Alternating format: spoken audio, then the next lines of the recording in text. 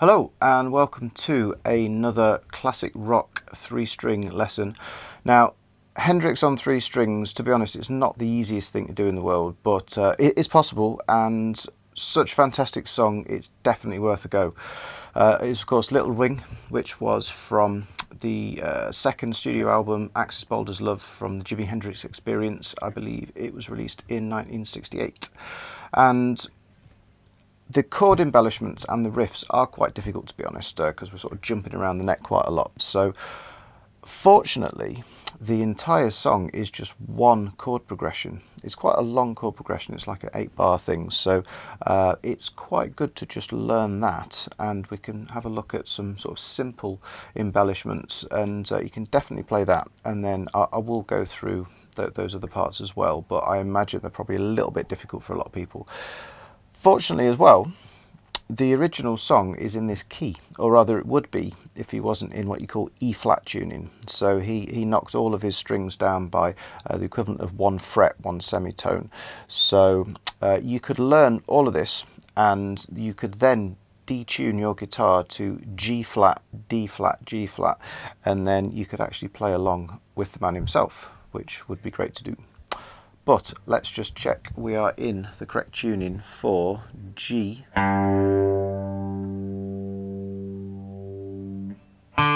D,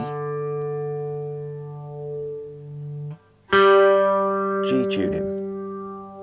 Okay, and if you do want to play along with the track, you can download a completely free PDF song chart. So it's available from the website. There's either a link in the text description below, or there's a box up there somewhere. But let's just get straight on with having a go at the song. Right, so we're going to start with the easy one. You know, it's not easy playing Hendrix at the best of times, let alone on three strings. So this is just some basic chords, but it's a great progression. So I'll run through them quickly. We've got E minor, then we've got G, then we've got A minor. I'm just playing some like nice easy versions. Back to E minor, then I'm going to B, then B flat, A, C, G, drop down to G with an F in the bass, back to C, and then finish on D. So the hardest thing about some of these three-string chords are a little bit stretchy, so the hardest thing about them is like bridging round. Okay, so making sure you're not catching strings. So that's with your third finger as well. It's not so much about keeping your thumb all the way down. It can help, but a lot of it is to do with curling your fingers. Okay, so E minor is fret 2, fret 4, and open. Okay. G, we can just play the open strings, that works perfectly, or we can play fret 4 on its own, or you can even play frets 4 and 5. And then after that we go to A minor, so just a straight A is a bar at fret 2. Now barring can also be tricky as well. You're effectively pinching through the strings, so you're trying to apply the pressure onto the middle part of your finger. And there is, I think it's Sunshine You Love, so that goes into barring in a bit more detail. You can check that one out if you want, and check the action as well. So I'll put a link to a video talking about string height, because if you're set up for slide playing, this is going to be a bit nasty, because it's all fretted, isn't it? So there's fret 2, assuming your CGB is set up well. That's a power chord though. If you can manage that, then you can attempt to get your little finger up on fret 5, so it's fret 2, fret 5. That's a full A minor. Okay, which sounds great, but it's quite a stretch. And then it goes back to E minor, so we just did that one. And then it goes to B minor, so that is the A minor, but 2 frets higher, so just a straight bar at fret 4. Remember, thumb halfway down the back of the neck. And if you can add that on fret 7 on the top string. That gives you the full B minor sound. and then just drop down through, say, power chord on fret 3, that's a B flat because you're only stepping through it for a beat, back to A power chord or A minor, and then it goes to C.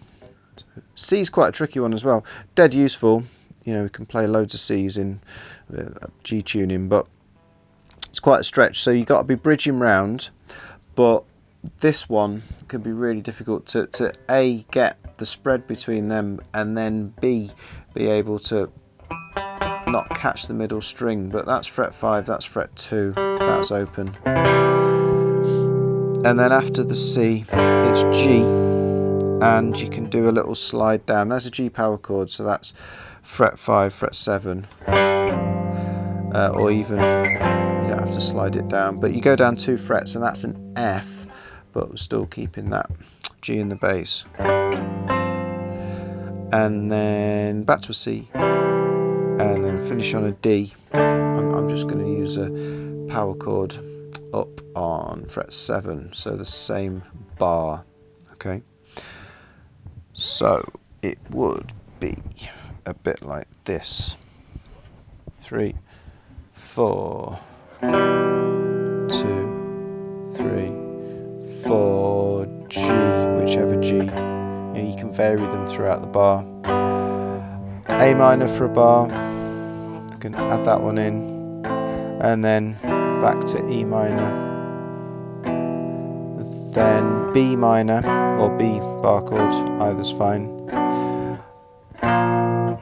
1, 2, 3, 4, G, 2, 3, 4, 1, 2, 1, 2, 3, 4. Couple of slightly funny bits in terms of where the chords are placed. So say it's quite straight up until the B minor. Hit that one on beat 4. So it's like 1, just do the power chord, 2, 3, 4, 1, 2, 3. So you only stay on the A for 2 beats, then you go to the C for 2 beats. So it's 1, 2, 3, 4, 1, 2, 3, 4, then G, 1. Or you can start straight on the power chord, 1, 2, 3. You basically drop down to the F on beat 3, 1, 2, 3. Slide down, doesn't matter. And then the C for 2 beats, and then back up to the D. Now, what's slightly funny is we've got 2 beats on the G, 2 beats on the F over G, we've got 2 beats on the C, and then we've got 2 full bars on the D at the end. So we actually class this bar of C as a bar of 2, 2, 4. So nearly everything we play is in 4 beats in a bar, 4, 4.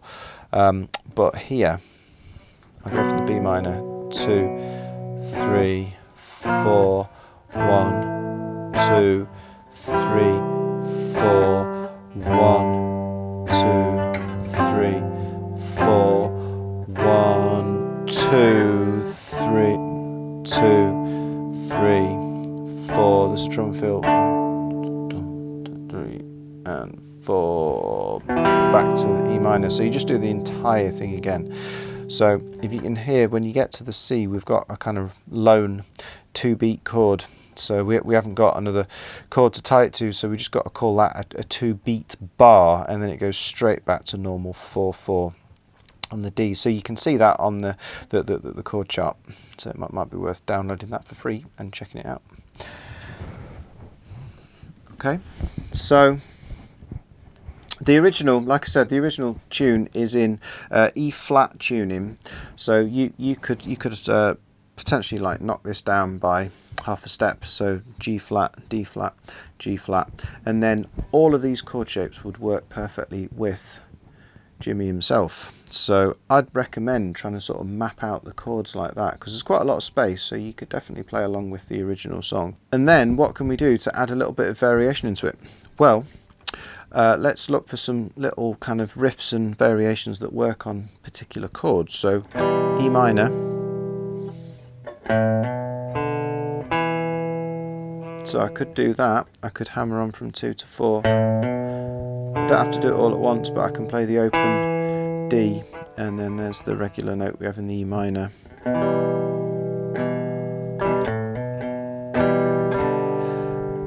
G.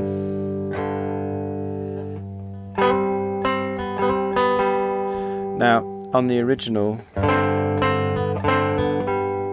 there's that little thing there which gives you the sound of, it's actually G sus4 where you add that note in.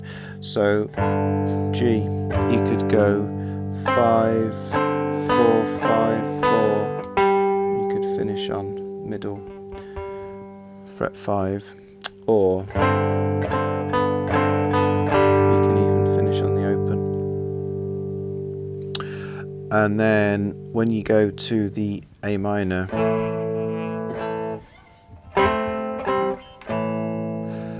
that's quite a nice little classic Hendrixy sounding lick. So it's here you can go for, sorry, I've got airborne cat hair going on.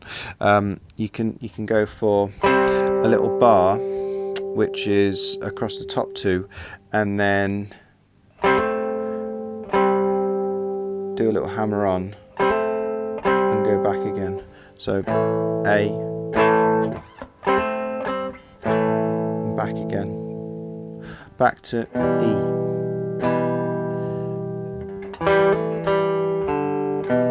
Let's do a different riff off the E this time, because we go to E twice, don't we? So instead of going low, let's go high. So I'm going to temporarily jump off this note here.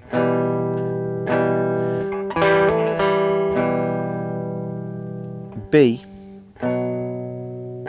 Now he does something where he's going, sort of stepping up on the original, so we can do that. Sounds great. So off the B, you can go to 6.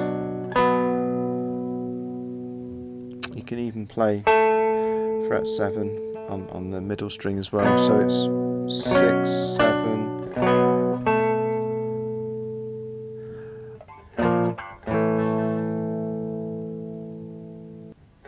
When we get to the A, let's do something similar to what we did before.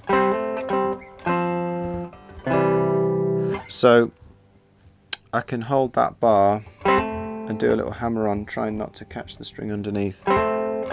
And I can even sort of drop down to some, I'm swapping fingers, but I'm keeping that fret 5, going to fret 3. C. Now, again, there's not much space, so a couple of beats. That works on the C. And then G. So this is start on the open, jump onto the high power chord. You know, a little bit of sort of chord picking. And then on the C, we can this time maybe go sort of drop down and do a hammer on the top string. So C, D, which is pretty similar to what he does,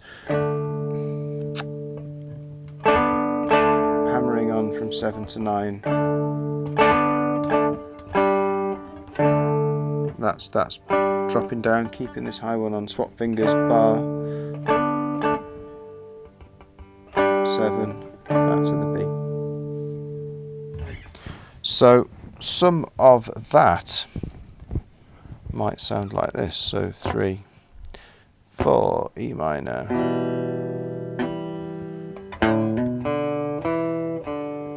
G,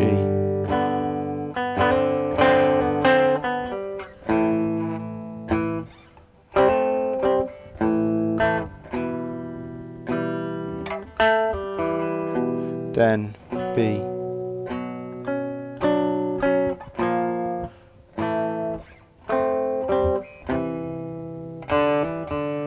G,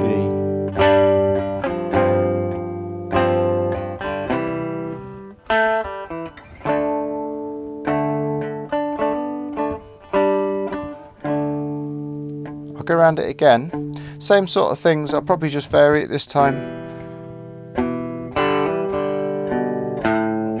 Similar, just a little bit different.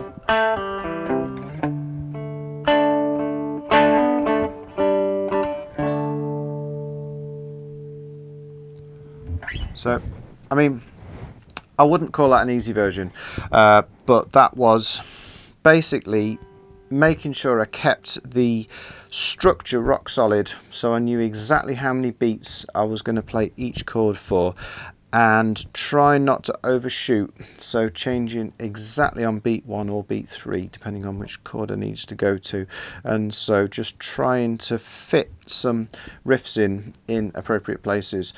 So they were generally towards the end of the bar, weren't they? So 1, 2, 3, 4, 1, 2, 3, 1, 2.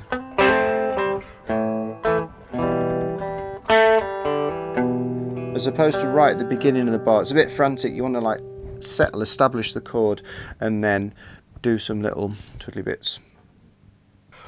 Alright, so that's about it.